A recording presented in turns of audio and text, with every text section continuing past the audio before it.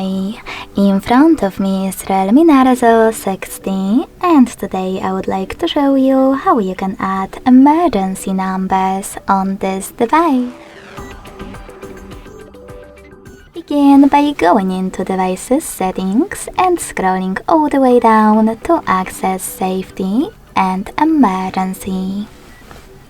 Then scroll down again, choose Emergency Contacts and tap on Add Emergency Contact. Now just tap on the one that you wish to set up and make sure that Show Info when logged option is enabled. You can do exactly the same to all the other contacts you need.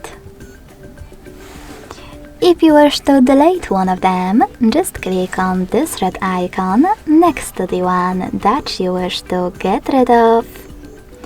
And to add another one, do exactly the same as before. Thanks so much for watching. If you enjoyed this video, smash that like button, comment and subscribe. Bye!